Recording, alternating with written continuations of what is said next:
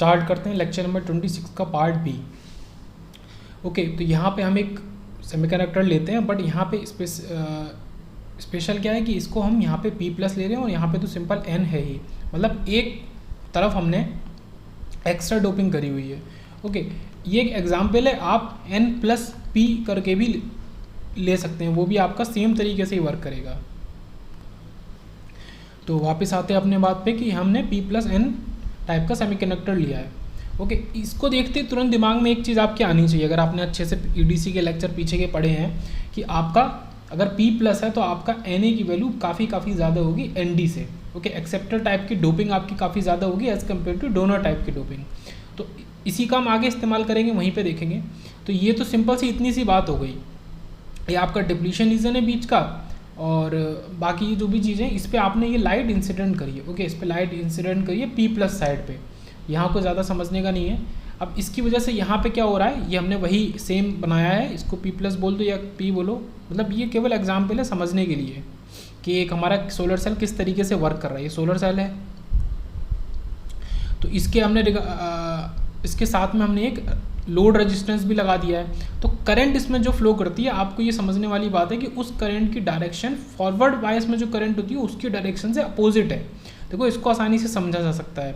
आई इधर जा रही है, आई हमेशा इधर पीछे से एंटर करती है और पॉजिटिव साइड से लीव करती है। ठीक है, ये पॉजिटिव साइड है, नेगेटिव, तो नेगेटिव साइड इसका कनेक्ट है P से और पॉजिटिव साइड इसका कनेक्टेड है N से।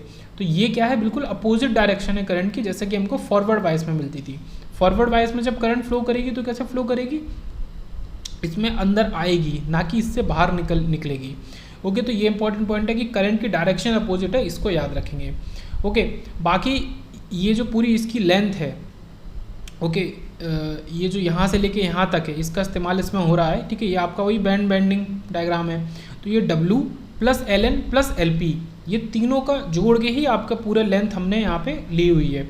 ओके, ये तो ठीक है, ज़्यादा काम की चीज़ें नहीं है। मतलब अब सोलर सेल के अंदर भी अगर आप जाके बेंडिंग डायग्राम और ये सब पढ़ेंगे तो बहुत डिटेल में बन जाएगा। इतने डिटेल में ये एक्स्ट्रा जो भी आपकी डायोड है ये नहीं आते। तो डिप्लीशन रीजन पे आते हैं वापस। ठीक है, डिप्लीशन रीजन विद या डिप्लीशन विद, तो उसका फॉर्मूला पहले से पता होना चाहिए कि W equal to root of 2TS upon Q, sorry 2 epsilon S upon Q, और ब्रैकेट में 1 upon Na plus 1 upon Nd और इंटू 5BI। तो ये आपका फॉर्मूला है। तो जैसे हमने ऊपर डिस्कस किया था कि Na आपका बहुत ज़्यादा है Nd से, क्योंकि हमने ये P प्लस N जंक्शन लिया हुआ है। तो जब हमने ये लिया हुआ है, इसका क्या मतलब हो गया कि 1 अपॉन Na बहुत छोटा हो गया 1 अपॉन Nd के सामने। अगर Na बड़ा है तो 1 अपॉन उसी का रेसिप्रोकल छोटा हो जाएगा। तो हम यहाँ पे 1 अपॉन Nd को, सॉरी Na को नेगलेक्ट कर देंगे। ठीक है, ये नेगलेक्ट 1 अपॉन Na फॉर, सही से लिख देते हैं, ये neglect 1 upon Na for P plus N। ठीक है, इस तरीके के लिए, और यहाँ पे केवल N ही है, तो हमने यहाँ इसको नेगलेक्ट कर दिया, तो आपका केवल 1 अपॉन Nd बचा। अब यहाँ पे अगर आप कंपेयर करें तो W जो है वो आपका इन्वर्सली प्रोपोर्शनल है Nd के, और Nd की भी पावर 1/2। तो पावर को थोड़ी देर के लिए छोड़ते हैं, केवल ये समझ लेते हैं कि इन्वर्सली प्रोपोर्शनल है। तो एक चीज़ यहाँ पे ये हमारी हो गई कि ये W जो है विद, वो इन्वर्सली प्रोपोर्शनल होनी चाहिए Nd के। अगर आपको W को कम करना है विद को, तो डोपिंग को बढ़ाना पड़ेगा, और डोपिंग कम कर देंगे तो विद, तो मतलब वही, सॉरी W को, हाँ, अगर डोपिंग कम कर देंगे तो विद बढ़ जाएगी, और विद को कम करना है तो डोपिंग को बढ़ाना पड़ेगा। अब यहाँ पे एक चीज़ और है कि जितना भी आपका ये डिप्लीशन रीजन बना हुआ है, इसके साथ में ये आपका पैरासिटिक रेजिस्टेंस भी एसोसिएटेड रहेगा, या उसको शील्ड रेजिस्टेंस बोलो या पैरासिटिक रेजिस्टेंस बोलो, इस पूरे एरिया में, ये वाला जो एरिया है इसमें पूरे में। ओके, और कुछ यहाँ पे इंपॉर्टेंट पॉइंट्स है जो कि डिटेल में अभी हम थ्योरी में देखेंगे, उनका पूरा रीज़न देखेंगे ये ऐसा क्यों है। जैसे कि यहाँ पे जो ऊपर वाला लेयर है ये P प्लस का, इसकी विद आपकी काफ़ी कम होनी चाहिए। अब इसका बहुत ही सिंपल सा रीज़न ये दिया जाता है कि जितनी इसकी विद कम होगी उतनी आसानी से आपका लाइट इसको पेनिट्रेट करके आगे जा सकती है। ओके, उतना ही कम ट्रैवल करना पड़ेगा लाइट को P प्लस वाले रीजन के अंदर। तो ये इसका सीधा सा रीज़न है कि इसकी विद काफ़ी कम होनी चाहिए। अब डोपिंग कम होनी चाहिए। जिस डोपिंग कम का क्या मतलब है कि Nd की वैल्यू लेस होगी, तो उसकी वजह से क्या हो जाएगा, W हाई हो जाएगा, जो कि हमने यहाँ देखा ही है कि W और Nd एक दूसरे के इन्वर्सली प्रोपोर्शनल है। तो जो N नेगेटिव या N वाली जो साइड है उसमें डोपिंग कम होनी चाहिए। ये कुछ छोटी छोटी सी चीज़ें जिसको हम थ्योरी से अभी देखेंगे। तो अब बढ़ते अपनी थ्योरी। यहाँ पे क्या कह रहा है कि photons absorb only in depletion region will contribute to electricity. तो जो भी फोटॉन्स हमारे डिप्लीशन रीजन में एब्जॉर्ब हो रहे हैं। मतलब उन फोटॉन्स का लेना देना P प्लस और N नेगेटिव रीजन से नहीं है। ऐसा क्यों? अगर आप P प्लस और N नेगेटिव रीजन में किसी फोटोन को आप इंसिडेंट करा रहे हो और वो एब्जॉर्ब हुआ भी, तो वो इलेक्ट्रॉन को फ्री करेगा।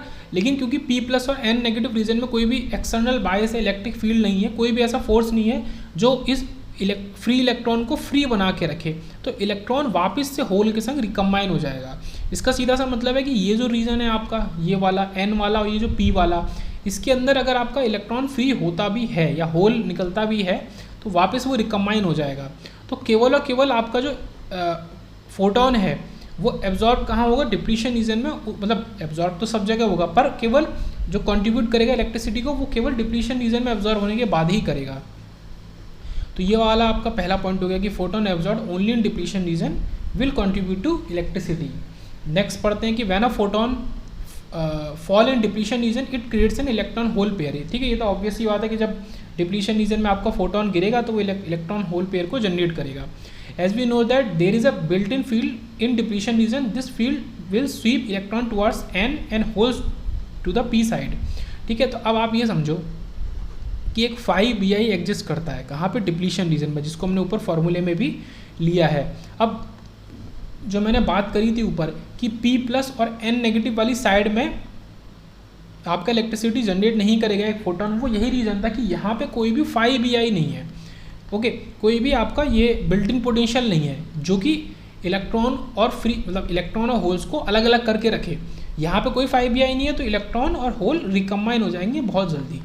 पर यहाँ पे ऐसा नहीं है। कहाँ पे? बीच वाले रीजन में, ये जो आपका जंक्शन वाला रीजन है, ओके, डिप्लीशन रीजन है, यहाँ पे ऐसा नहीं है। यहाँ पे आपका 5Bi एग्जिस्ट करता है और जब अगर 5Bi एग्जिस्ट कर रहा है तो वो इलेक्ट्रॉन को स्वीप करेगा N साइड की तरफ और होल्स को स्वीप करेगा P साइड की तरफ। तो इतना कॉन्सेप्ट हमने यहाँ तक अभी पढ़ा।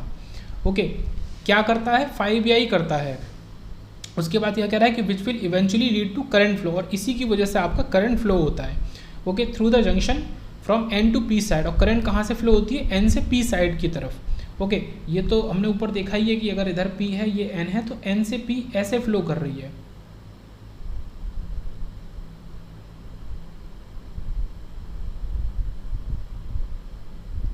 ओके, तो हम कहाँ थे? यहाँ current flow through the junction from N to P side, current direction is opposite as compared to the current direction for forward bias PN junction. तो ये हमने ऊपर देख ही लिया पॉइंट कि करंट की डायरेक्शन जो है वो अपोजिट है, जैसे कि फॉरवर्ड वाइज PN जंक्शन में होती है उससे बिल्कुल अपोजिट है। तो अब आपको इसमें P और N में कंफ्यूज नहीं होना, आपको याद रखना है। याद कैसे रखना है कि फॉरवर्ड से ये P है, ये N है। अगर इसको फॉरवर्ड वाइज करते थे तो P पॉजिटिव से N नेगेटिव से कनेक्ट होता, तो करंट की डायरेक्शन ऐसी होनी चाहिए थी, ऐसी। बट अब क्योंकि इसकी डायरेक्शन अपोजिट है तो ये कुछ इस तरीके से हो गई, सॉरी इस तरीके से हो गई। ओके, मतलब इसके अपोजिट आपकी करंट P से निकल रही है और N में जा रही है, ये यहाँ पे हो रहा है। और फॉरवर्ड वाइज में क्या होता था कि आपका P में एंटर करती थी करंट और N से निकलती थी। ओके, सीधा सा पॉइंट है कि फॉरवर्ड वाइज कभी होगा? फॉरवर्ड वाइज तब होगा जब आपका P वाला जो साइड है वो पॉजिटिव टर्मिनल से जुड़ा हो और N साइड वो नेगेटिव टर्मिनल से जुड़ा हो। ओके, आगे देखते हैं कि what is direction of current. The photons falling in neutral bulk P और N region create EHPs but there is no field in the neutral region. ठीक है, ये वही वाली बात जो ऊपर डिस्कस करी कि जो न्यूट्रल रीजन है, मतलब जो N और P वाला रीजन है, वहाँ पे कोई भी फील्ड एग्जिस्ट नहीं करती या फिर कोई बिल्ट इन पोटेंशियल एग्जिस्ट नहीं करता है जो कि इलेक्ट्रॉन होल पेयर को फिर से बनने से रोके। इलेक्ट्रॉन फ्री होता है, मतलब एक EHP बना पर वो फिर से रिकम्बाइन हो जाता है। Okay, regions to sweep this electron holes and hence they will eventually recombine. वही मतलब छोटी मोटी घूम के वही वाली बात कि फिर से वो रिकम्बाइन हो जाएगा with each other within same region without आपका कॉन्ट्रीब्यूटिंग। ठीक है, ये क्या है? Contributing, without contributing any current. तो ये वही पॉइंट है कि न्यूट्रल बल्क P और N रीजन के अंदर क्या होता है? न्यूट्रल बल्क P और N रीजन के अंदर आपका फोटोन EHP को जनरेट करता तो है पर वो वापस से रिकम्बाइन भी हो जाते हैं उतनी जल्दी। फिर आता है कि in order to reduce power absorption in P layer. ठीक है, ये बहुत इंपॉर्टेंट पॉइंट्स हैं। एक एक पॉइंट एक रीज़न या फैक्ट को बता रहा है कि ऐसा क्यों हो रहा है या फिर ऐसा हो रहा है, तो वो बता रहा है। तो यहाँ पे क्या कह रहा है कि पावर एब्जॉर्प्शन को कम करने के लिए P लेयर, ठीक है, in top P layer we use very thin P layer. तो वेरी थिन पी लेयर को यूज़ करते हैं, तो उससे क्या होता है, जो हमने ऊपर डिस्कस किया था कि ऊपर की जो पी लेयर है वो थिन होनी चाहिए, तो उससे एक पॉइंट हो गया कि पावर एब्जॉर्प्शन आपका कम होता है। दूसरा पॉइंट हो गया कि मैक्सिमम लाइट होती है वो जंक्शन को रीच करती है। तो ज़्यादा से ज़्यादा लाइट, जितना पतला पी लेयर होगा, ठीक है, जैसे ये पी लेयर है, ये नीचे का जंक्शन है और उसके नीचे एन है, तो ये जितना पतला होगा उतना ही ज़्यादा लाइट और ज़्यादा आसानी से आपका जंक्शन तक पहुंच जाएगी। तो सीधा सा इसका ये रीज़न है। अब आगे देखते हैं, बट अगर हम पी रीजन को ज़्यादा थिन कर भी देंगे, ठीक है, then sheet resistance will be very large. तो जितना थिन पी रीजन होगा उतना ही ज़्यादा शीट रेजिस्टेंस होगा। मतलब पी रीजन के थिन होने से एक तो आपका बेनिफिट हो रहा है और एक आपका लॉस हो रहा है। तो अभी इसका हमें बीच का रास्ता निकालना पड़ेगा, वो देखते हैं, ठीक है। तो ये इन्होंने कहा कि जितना थिन आपका पी रीजन होगा उतना ही ज़्यादा आपका शीट रेजिस्टेंस की वैल्यू होगी। शीट रेजिस्टेंस मतलब वही parasitic resistance. So when we make external contact to external developed voltage, then lots of voltage will be developed in parasitic. और उसका फिर हम जब कॉन्टैक्ट करेंगे एक्सटर्नल वोल्टेज से, तो उसमें बहुत ज़्यादा वोल्टेज आपका ड्रॉप हो जाएगा, ठीक है। Lots of voltage will be drop in parasitic sheet resistance. देखो रेजिस्टेंस के थ्रू क्या होता है, रेजिस्टेंस के थ्रू आपका ड्रॉप ही होता है। जैसे रेजिस्टेंस है तो इसके थ्रू कुछ ना कुछ वोल्टेज की वैल्यू ड्रॉप हो गई, तो वही चीज़ हो रही है कि ज़्यादा से ज़्यादा वोल्टेज आपका ड्रॉप हो जाएगा और हमें आउटपुट में ज़्यादा पावर नहीं मिलेगी। तो ऐसा तो हम चाहते नहीं है। तो सीधा सा इसका क्या मतलब है कि आप ज़्यादा थिन नहीं करेंगे। ओके, यहाँ देखते हैं कि so in order to reduce sheet resistance P layer is doped heavily, ठीक है। तो एक तो ये चीज़ हुई कि आपको ज़्यादा से ज़्यादा मैक्सिमम लाइट को नीचे रीच कराना है, ठीक है, जंक्शन में, तो आपने पी लेयर को थिन कर दिया। पर उसको थिन करने की वजह से एक नुकसान पैदा हुआ। अब उस नुकसान को हटाने के लिए आपने एक नई चीज़ करी। आपने क्या किया कि पी लेयर को ज़्यादा हैवीली डोप्ड कर दिया। तो यही रीज़न है कि हम यहाँ पे एग्जांपल के तौर पे P+N टाइप का सोलर सेल स्टडी कर रहे हैं, ना कि PN टाइप का। ओके, ये यही रीज़न है। P+ का सीधा सा फ़ायदा क्या मिल रहा है कि आपका शीट रेजिस्टेंस की वैल्यू कम हो गई, जबकि आपका P जो है उसकी विथ थिन है। Okay, sheet is thin but doping is high. Sheet thin है बट डोपिंग को हाई करके हमारा शीट रेजिस्टेंस कम हो जा रहा है। तो ये एक पूरा पॉइंट हो गया डिटेल में। उसके बाद बात करते हैं, we want depletion width to be large because larger depletion width will absorb more photons. हम ये भी चाहते हैं कि जो डिप्लीशन रीजन है उसकी जो विद है वो ज़्यादा से ज़्यादा हो। ओके, और वो ऐसा क्यों, वो हमने ऊपर देखा भी कि ये तो पतला सा था पी, ये ऐसा था और लगभग इसी के बराबर आपका एन रीजन था। तो हम ये भी चाहते हैं कि जो बीच वाला डिप्लीशन रीजन है ज़्यादा से ज़्यादा हो। इसका क्या फ़ायदा है, ज़्यादा से ज़्यादा फोटॉन्स ही अपने ऊपर स्ट्राइक करवा सकता है। So N layer will be lightly doped. तो इससे एक चीज़ और निकल के आएगी, अगर ऐसा कराना है आपको तो आपको एन लेयर को लाइटली डोप्ड कराना पड़ेगा। Most of the depletion layer will be formed okay in lightly doped N region. तो अगर आपको डिप्लीशन को विद या ज़्यादा चौड़ा करना है तो आपको देखो ये समझो, ये आपका इनिशियली P+ है और N है या N है फिलहाल। ओके, अब यहाँ पे डिप्लीशन विद कैसे बनती है, आपका यहाँ से थोड़ा बनी, थोड़ा N साइड में बनी, फिर थोड़ा P साइड में बनी, फिर थोड़ा N साइड में बनी, तो यह आपकी ये बन गई। पर आपको इसको और ज़्यादा थिक करना है, ठीक है, इसकी विद को और ज़्यादा करना है। आप क्या करोगे, अगर आप इसको N नेगेटिव कर दोगे तो इसका क्या मतलब है कि P पॉजिटिव है, ये तो हैवीली डोप्ड है, तो इसके अंदर तो ज़्यादा डिप्लीशन रीजन नहीं बन सकता है। और ये वैसे भी ऑलरेडी थिन ही था, तो ये पूरा डिप्लीशन रीजन ही बना हुआ है। इसमें जितना बन सकता था उतना बन गया। अगर आपने N को नेगेटिव कर दिया तो इससे ये फ़ायदा हुआ कि N वाली साइड में आपका डिप्लीशन रीजन और ज़्यादा बन जाएगा। तो ये ओवरऑल डिप्लीशन रीजन आपकी विद आपकी बहुत ज़्यादा हो गई, जिसका हमें फ़ायदा है। जितना ज़्यादा डिप्लीशन रीजन की विद होगी उतना ही नंबर ऑफ फोटॉन्स आपका ज़्यादा स्ट्राइक कर सकता है आपका डिप्लीशन रीजन में। ओके, तो ये कब हो रहा है, जब हमने N वाली साइड को लाइटली डोप्ड किया है। तो P को हैवीली डोप्ड क्यों करना है, उसका रीज़न है। थिन क्यों रखना है, उसका रीज़न है। N को लाइटली डोप्ड क्यों रखना है, उसका रीज़न है। डिप्लीशन रीजन की विद को ज़्यादा क्यों रखना है, उसका रीज़न है। हर चीज़ का रीज़न है। Okay, so large with requires less doping. और लार्ज विद अगर करनी है तो इसका रीज़न हमने समझ ही लिया कि फिर हमें N नेगेटिव क्यों करना है, वो हमने समझ लिया, ठीक है। Large with require less doping, ये पूरा हो गया। आगे बढ़ते हैं कि let us assume each photon absorb creates an EHP। तो यह मान के चल रहे हैं एग्जैक्ट कि हर एक सिंगल फोटोन एक इलेक्ट्रॉन होल पेयर को, सिंगल इलेक्ट्रॉन होल पेयर को जनरेट कर रहा है, जो भी एब्जॉर्ब हो रहा है फोटोन हमारा। ओके, मतलब ये क्या बोल रहा है कि एफिशिएंसी आपका यहाँ पे 100% है। मतलब हर एक फोटोन के लिए आपका एक EHP जनरेट हो रहा है, ये याद रखेंगे। और ये जो पूरी विद है आपका पहले मान लो कम थी, फिर वो और ज़्यादा बन गई क्योंकि P प्लस और N नेगेटिव होने की वजह से।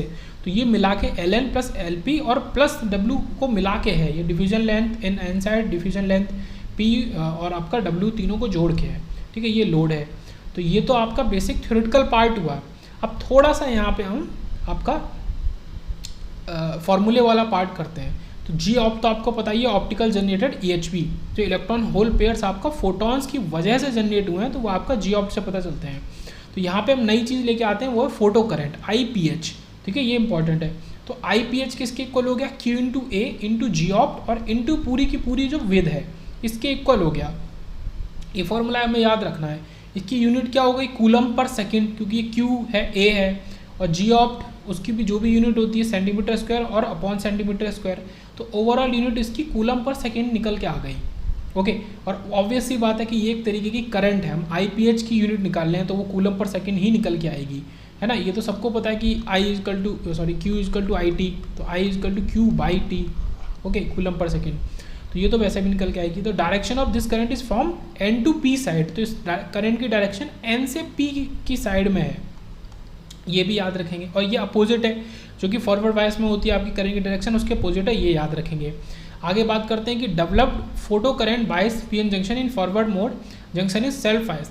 अब ये बहुत ज़्यादा इंपॉर्टेंट पॉइंट है समझने का, कि जो आपको ये जो फोटो करंट जनरेट हो रही है, ठीक है, PN जंक्शन के अंदर या सोलर सेल के अंदर, तो वो फॉरवर्ड बायस मोड में अगर हम बात करें तो उसमें सेल्फ बायस भी अपने आप हो जाता है। मतलब एक करंट दूसरी करंट को जनरेट कर देती है।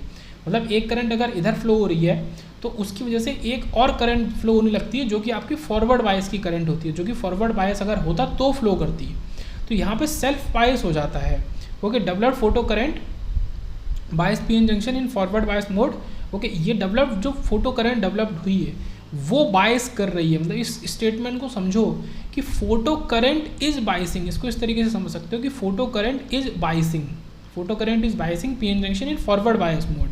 वो उसको बायस कर दे रही है फॉरवर्ड बायस मोड में, जो कि कौन करता है, एक आपका बैटरी करती है। ये आपका P साइड और ये आपका N साइड, और अगर इस तरीके से करते तो ये फॉरवर्ड बायस कहलाता है। ये कौन कर रहा है, यहाँ पे ये हमने बैटरी नहीं लगाई, यहाँ पे IPH ये काम कर रहा है। ओके, तो junction is self bias in forward direction. उसके बाद so net current flowing through the junction is algebraic sum of photo current and current due to forward bias. तो यहाँ पे दो करंट फ्लो हो रही हैं जैसा कि मैंने बताया। तो हमारा नेट करंट क्या होगा, दोनों का एल्जेब्राइक सम होगा। एक तो आपका फोटो करंट IPH और एक आपका जो करंट जनरेट हुई है वो, ओके, फॉरवर्ड बायस की वजह से। So I net equal to I is equal to I naught e raise to आपका VJ upon eta VT minus 1। तो ये तो आपका वही हो गया फॉरवर्ड बायस वाली करंट, पूरी की पूरी जो ग्रीन मैंने सर्कल के अंदर इसको कर दिया है, और माइनस ये माइनस है और माइनस IPH ये आपका फोटो करंट है। तो दोनों का जो डिफरेंस होगा वो आपको I नेट देगा। अब यहाँ पे सीधा सा है कि भाई I नॉट तो आपका रिवर्स सैचुरेशन करंट है, जो कि हमारे फॉर्मूले में होती थी, I के फॉर्मूले में, ड्यू टू सेल्फ बायस। और ये मतलब यही करंट आपका due to self bias forward bias है, और ये P से N की तरफ है इसकी डायरेक्शन, और जो IPH है इसकी डायरेक्शन N टू P है। दोनों की डायरेक्शन आपकी अपोजिट है, ये आप याद रखेंगे। उसके बाद और आगे चलते हैं कि I is equal to I naught e raise to VJ upon, ठीक है, वही फार्मूला। अब यहाँ पे IPH की इक्वेशन लिख देते हैं, जो कि Q into A into G opt, ठीक है, जी ऑप्ट और LP plus LN plus W, ये हमने ऊपर सीखी थी। तो ये हमने IPH की इक्वेशन लिख दी। ये आपकी टोटल इक्वेशन आई, इसका भी इस्तेमाल हम करेंगे नीचे। अब यहाँ पे एक तो सीधा से ये मतलब है कि आपकी जो करंट की डायरेक्शन है वो नेगेटिव होनी चाहिए, उसको self to make self forward bias, ठीक है। तो PN जो डायोड है या सोलर सेल है उसको सेल्फ फॉरवर्ड बायस बनाने के लिए आपकी करंट की डायरेक्शन नेगेटिव होनी चाहिए। और ये तो हमने देखा ही है कि दोनों की डायरेक्शन अपोजिट रहेगी। मतलब एक डायरेक्शन अगर इधर है और इसको मैंने नेगेटिव माना, तो इसकी वजह से अब एक करंट इधर फ्लो करेगी, जो कि ऑब्वियसली बात है पॉजिटिव होगी। तो दोनों क्योंकि अपोजिट डायरेक्शन की है, तो एक करंट तो यहाँ पर नेगेटिव होनी ही होनी है। ओके, यहाँ पे हमने डायग्राम बनाया, बहुत इंपॉर्टेंट डायग्राम है ये। यहाँ पे हम कंपेयर करेंगे कि अलग अलग क्वाड्रेंट में IV कैरेक्टरिस्टिक को, दिस इज़ I और दिस इज़ V, इसको V जंक्शन लिख दिया है VJ। तो इसको जब कंपेयर करेंगे तो आप ये देखेंगे कि पहली बात तो कभी भी सेकंड वाले क्वाड्रेंट में कोई भी डिवाइस वर्क नहीं करती, वहाँ कुछ भी नहीं होता। सेकंड क्वाड्रेंट में क्या पॉसिबिलिटी है, करंट पॉजिटिव होगी और वोल्टेज नेगेटिव होगा, तो ऐसा नहीं होता कभी भी। फर्स्ट क्वाड्रेंट की बात करेंगे तो फर्स्ट क्वाड्रेंट में सबको पता है कि फॉरवर्ड बायस वाला केस होता है। तो ये तो आपका नॉर्मल डायोड हो गया, ठीक है, ये लिखा भी है नॉर्मल डायोड हो गया। और ये जो हो गया कुछ इस तरीके का, ये आपका एलईडी हो गया। ओके, एलईडी आपको पता है कि उसकी वैसे भी वैल्यू बहुत ज़्यादा, उसका कट इन वोल्टेज काफ़ी हाई होता है। तो ये केवल एग्जाम्पल के तौर पे है कि कौन से क्वाड्रेंट में कौन से डिवाइस वर्क करता है, ठीक है। फॉर एग्जाम्पल एलईडी बस बताया गया है, ठीक है। यहाँ पे क्या है, करंट की वैल्यू पॉजिटिव है, पर करंट की वैल्यू तो नेगेटिव होनी चाहिए। Current should be negative to make the forward bias या self forward bias, P junction को सेल्फ फॉरवर्ड बायस बनाने के लिए करंट नेगेटिव होनी चाहिए। इस वजह से यहाँ पे आपका सोलर सेल वर्क नहीं करता है।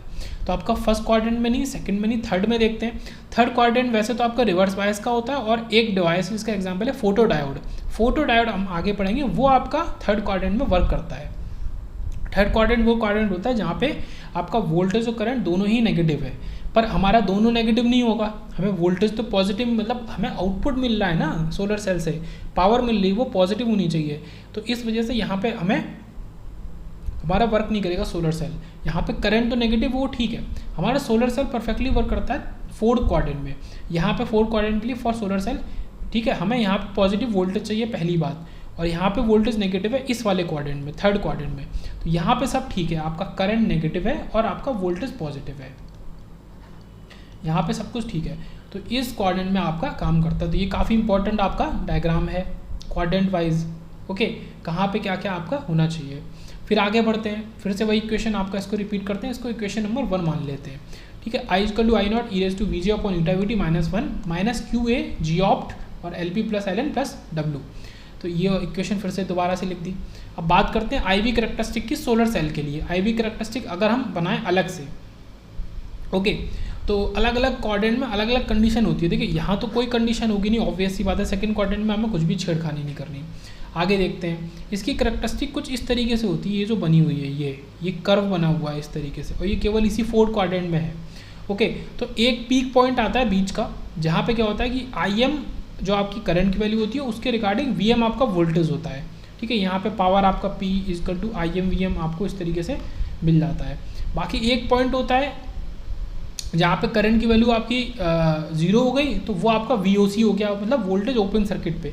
अगर आप किसी भी डिवाइस को ओपन सर्किट करेंगे तो उसके रिगार्डिंग करंट की वैल्यू 0 हो गई, तो ये आपकी वो कंडीशन आ गई, ठीक है। ये वो कंडीशन, ओपन सर्किट VOC और करंट 0 है, ठीक है। ओपन सर्किट तो तभी होगा ना जब करंट 0 होगा, तो ये पॉइंट आपका VOC वाला ये हो गया।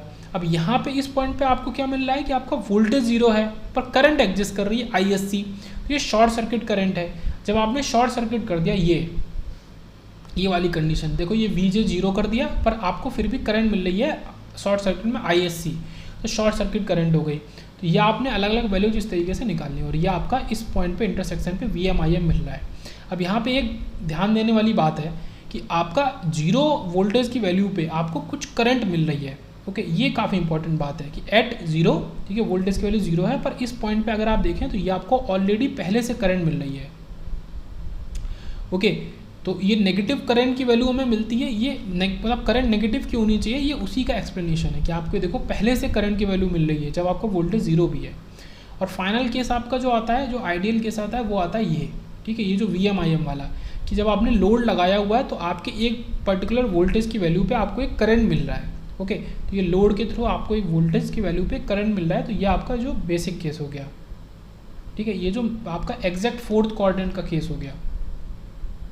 उसके बाद बात करते हैं कि in solar cell current it is in negative direction, that means solar cell is supplying current to the load at even 0 voltage. ये मतलब जो हमने ऊपर बात करी ना कि 0 वोल्टेज पे भी करंट मिल रही है, तो वो जो एक फिनोमिना है वो यही इसी को दर्शा रहा है कि आपका सोलर सेल करंट को सप्लाई कर रहा है 0 वोल्टेज पे, इसका मतलब करंट की वैल्यू नेगेटिव है, ओके। सो उसके बाद आते हैं कि we get voltage just by shining light.